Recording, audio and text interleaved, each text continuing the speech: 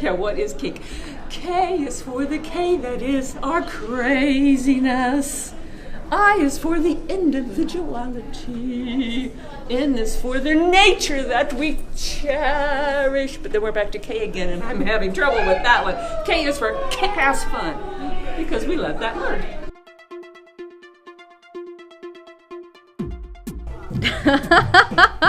Just any kind of thing that someone likes sexually, I guess. That's the only way I could define it. Whatever turns your gears. It's like freaky shit, really. That's really what kink is, right? Tied up to the bed, kink. Melissa breaking the bed, you know, kink. A lot of my kinks are not sexual kinks. They can be applied sexually, but they're not sexual kinks in themselves. Like, I have a praise kink. I like being told that I'm doing a good job. That gives me fulfillment, and I can run on that for like an entire week. But, you know, that's not something you can't do in front of kids, but also, depending on the situation, that's not something you can do in front of kids, you know.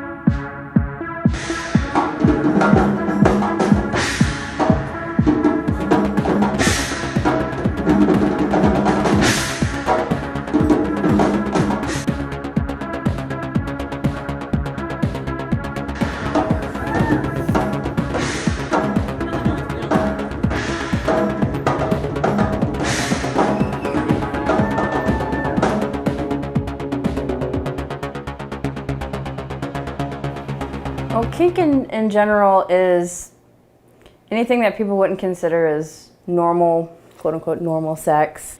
You know, the handcuffs and the bondage, but it's more than that. I mean, people have maybe a power exchange kink, a humiliation. Sometimes it's not even about sex. Kink doesn't have to be about sex. It's just what makes you feel good and loved and wanted and needed.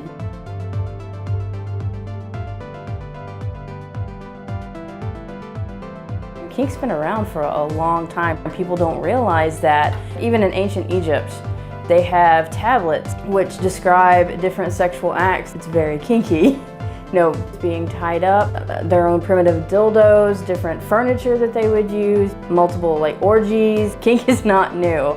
It's only been pathologized and demonized in the early like 19th century. People look at it like it's wrong.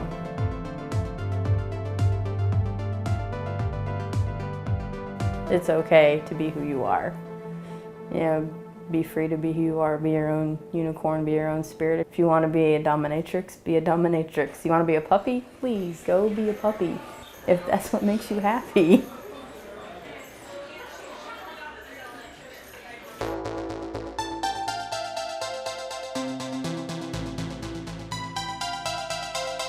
Kink is kind of freedom. It's that little spice of life that makes us a little bit different than everyone else, and the ability to find a community that'll allow you to express that.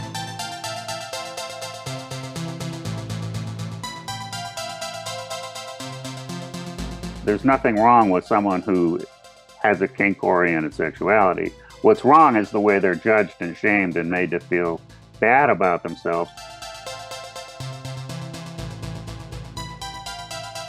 A lot of the discrimination that happens against people who are kinky or non-monogamous is institutionalized. It comes from groups that have put forth their ideas that being kinky makes you mentally ill.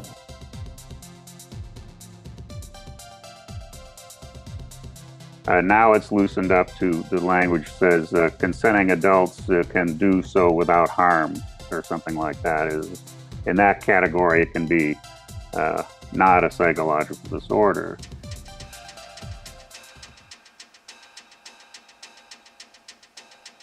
The most of the time I get stigma is from people that are very religious. I've been told that I'm dying and going to hell.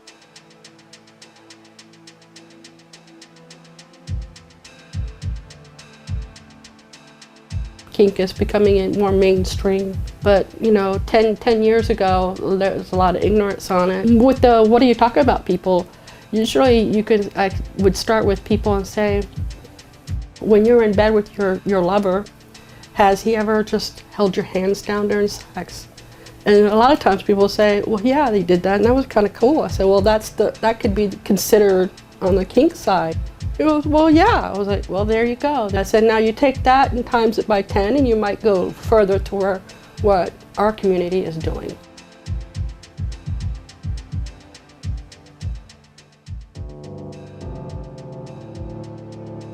It was the love of my life, and we were together for 13 years, Scotty.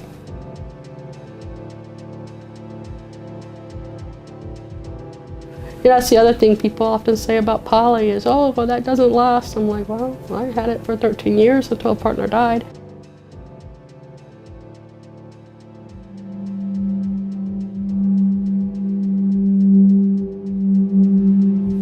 We started having some problems in our relationship. And he started acting out and he hit me. And so I reached out to this therapist. I first called one that was on my employer's list, the employer assistance program. So I reached out to this therapist and I told her we're having some issues that with domestic violence. That's all I said was domestic violence. I said, my partner hit me, and she says, okay. And I said, well, there's one other thing that you need to know. We're in a BDSM relationship. And she goes, what does that mean? I said, dominant submissive. Where he's my dominant and I'm his submissive.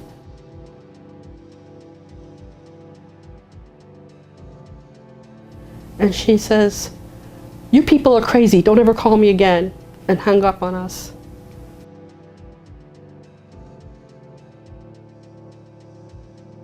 I had not intimated to her how bad the violence was. In hindsight, that's what I think about too, is, she doesn't know if I was safe or not.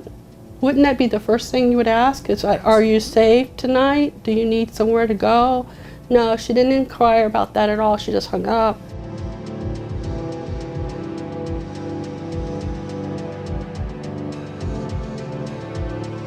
And the issue of kink phobia is a fear, a judgment, a reaction, a response that a therapist might have to a client presenting them.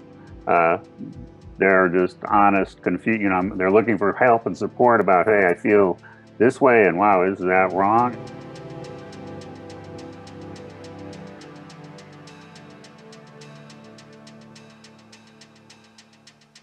He was crying all the way back home, and I got up the next day. I was going to go to work. I had class that night, and so I told him I'd see him later. I called him, and I tried calling him all day, and the phone wasn't working. I went to class, and I came home, and the house was completely dark, and I found him. He had taken his life, and yeah, there were letters written around and everything.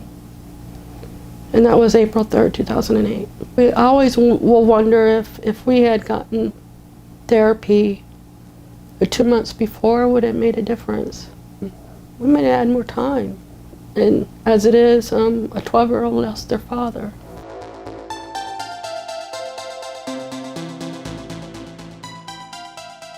Now, I don't know that everybody would consider everything that we're talking about kinky. Although somebody would consider all of it kinky, but, I think some Southern religions are a little kinky, so it's all in your way of looking at it.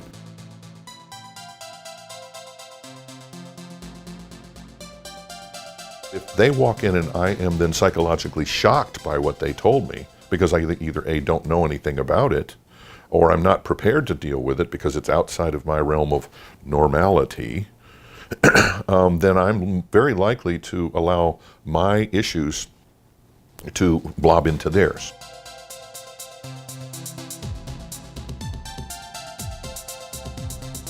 It's tempting for us to think that we're immune to psychological issues that come up in our work because we're a therapist, like that makes us immune. That's crazy. It's not realistic and it's unprofessional. I think we have to admit that we're just as vulnerable as the next person. In social psychology, all of the research teaches us that. Specialized training is not only helpful, but I think required.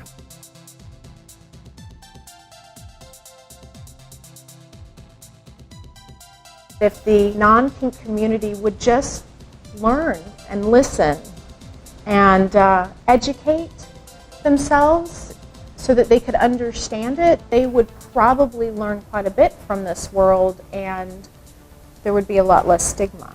And I think the stigma is there because of fear.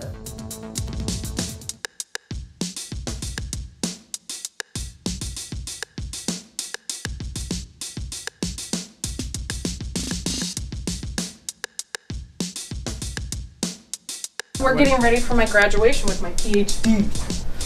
My PhD in clinical sexology, specialization in kink. PhD in kinky sex. That's kind of big. It's a big deal. There's lots of clinical sexologists, but to be able to say you have a PhD in kinky sex, my track was the first track to do that. So I'm the first person to get a doctorate in kinky sex. It took 10 years of research, 15 years of clinical experience. I gave up a lot of sex. A lot of sex.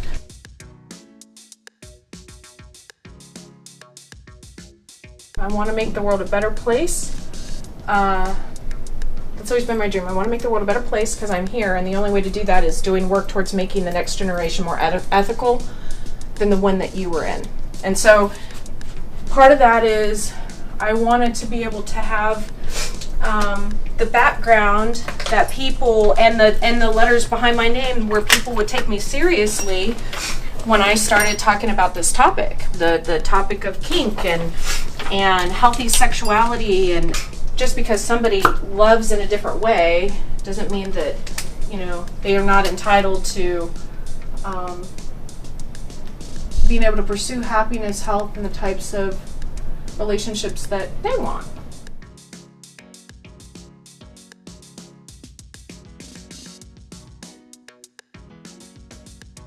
Wonder Woman was poly and kinky, and she wanted to save the world but wanted to do it through peace, but understood you have to be a warrior sometimes as well. Wonder Woman is here to help those who can't help themselves. Justice and fairness is important to me, and acceptance and tolerance are important to me. And, you know, I feel like kink found me. So there's a little piece of me that firmly believes that I think some of us are just born this way, and that it's part of who we are.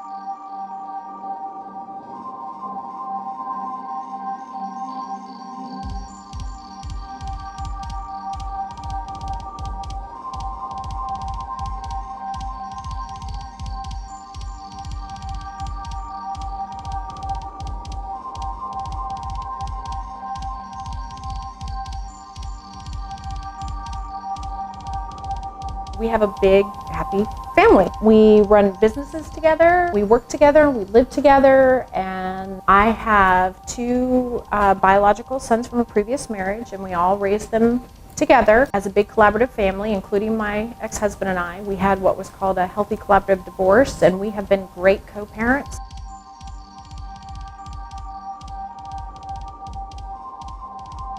So I developed a kink-aware therapy certification program because there was not enough education out there for therapists and doctors and nurses who are going to run into these clients, and there are very specific needs that these clients have.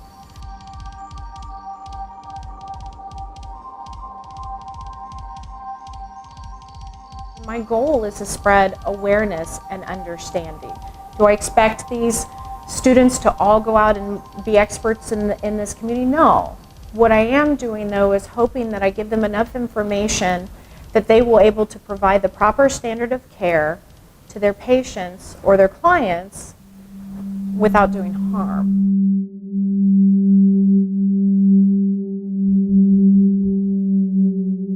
People need to understand the challenges that these folks face, both in legal issues, child custody, simple health care. I can tell you so many stories where people were harmed because of this lack of knowledge. Harmed.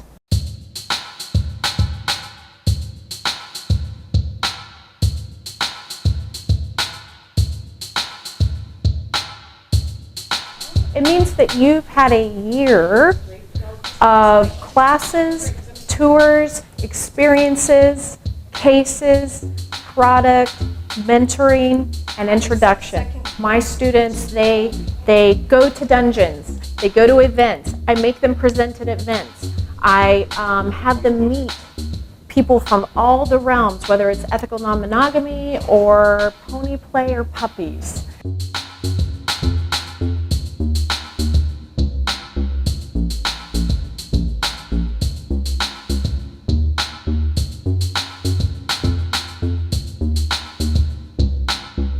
It's in-depth explanations of what people like and what people do, and from a perspective which is incredibly useful to me and to the mental health professionals, what it looks like when your clients come and say, I do this, or I like this.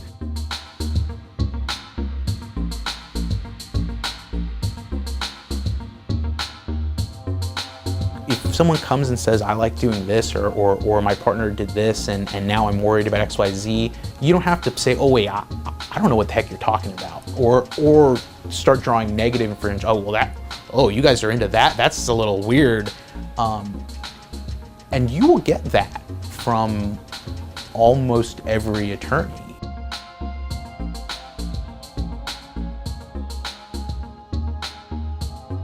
Kinksters tend to be a very warm and welcoming community, and for me, as somewhat of an outsider, have been very welcomed in my efforts to meet their unique needs. I would love to bring on more kinky clients. They're wonderful clients. They have genuine concerns about their families and their kids.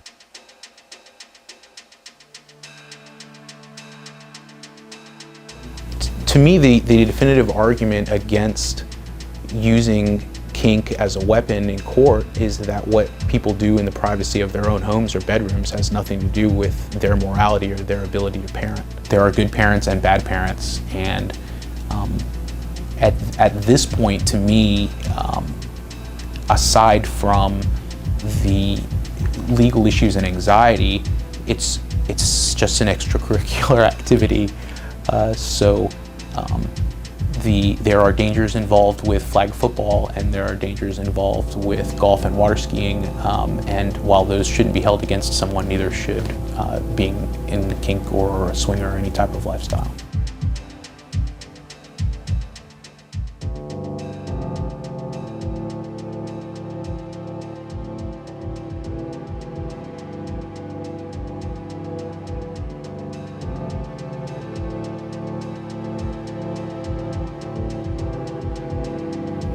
I carried a lot of guilt with me for years over Scotty's death.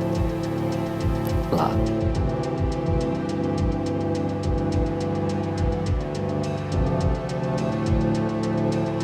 I really didn't get better until I started seeing a therapist that was kink aware about 2 years ago.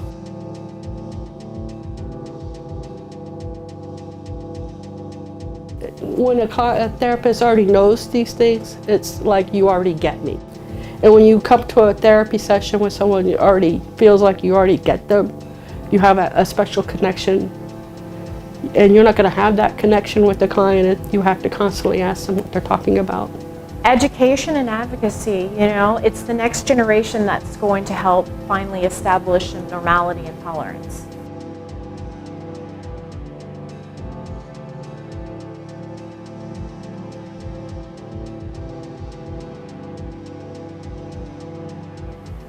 My grandmother, who was my hero, she's my hero, she's my idol, and I hope I'm of her character and caliber someday.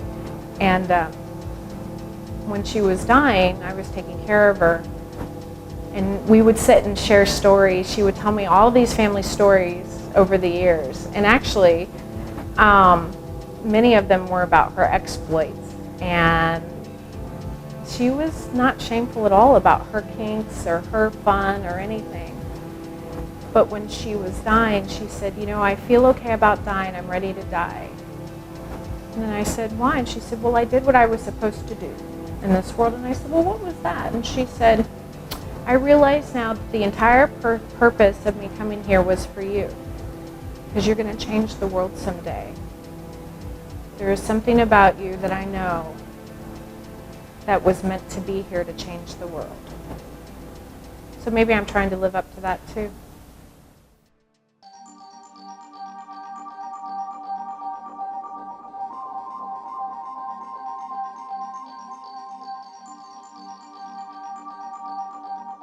They're just ordinary people who, you know, are doing kinky things. This is just people's sex lives. They don't even call it kinky.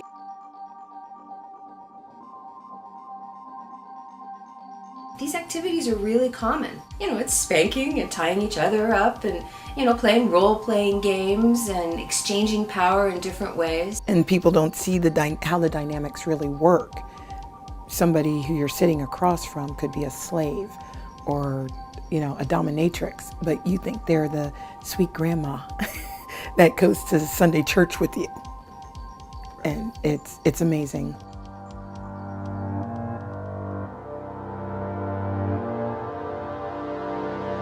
Since 1996, so over 20 years now.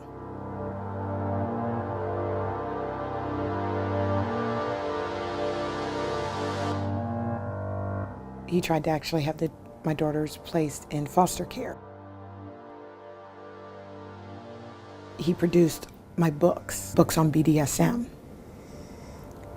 And when the judge asked me, well, are these true? And, you know, he wasn't even really paying attention. And I was like, well, yes, I'm in BDSM. I am a submissive, but I would never allow anybody to come near my daughters and hurt them. In fact, that's why I'm leaving this man. And the judge looked up and he was like in shock. He's like, you're basically saying that you are into this stuff? The look on that judge's face. I was the dirtiest thing that existed in his eyes at that point.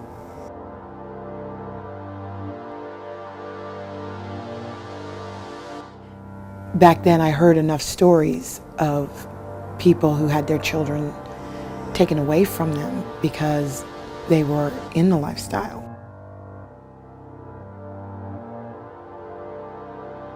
A lot of people don't realize that the community is kind of family oriented, and they try to protect each other.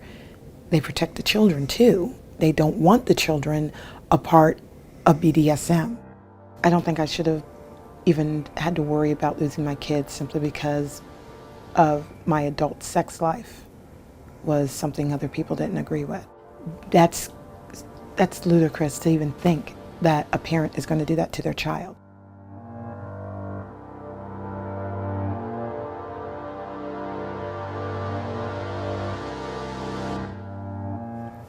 Every time I went to one, they would question me about the lifestyle, and then at the end of it say, no, I'm sorry, I can't help you. It got to the point, like I think after the third or fourth person, I just felt there's no way I'm ever going to get an attorney to represent me.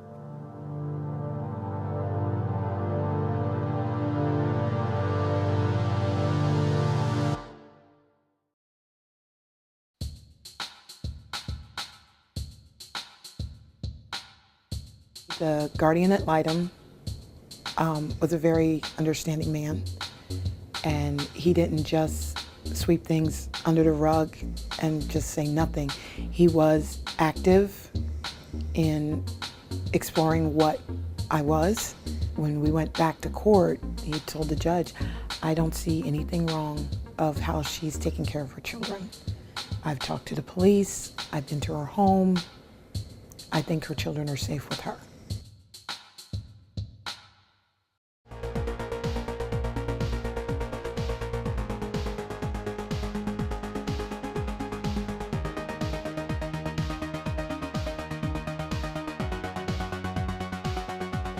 With police and lawyers, they are basically community workers who want to try and keep everybody safe and be the big brother and sister to everyone.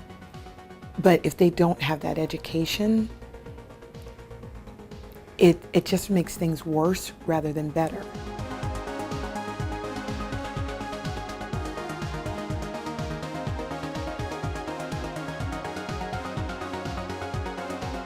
You don't have to be a part of us, just get to know us. That's it. We're human beings, we just have a different way of expressing ourselves. But we're not a danger to ourselves or to anybody else.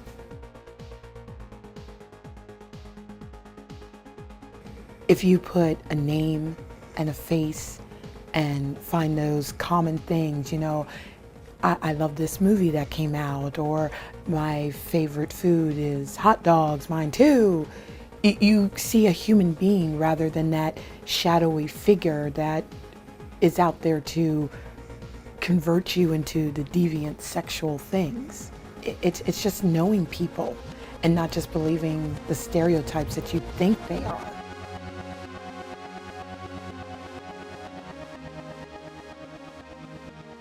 One of the things that impressed him was I had an apartment. I finally had enough money to get an apartment for myself and my daughters.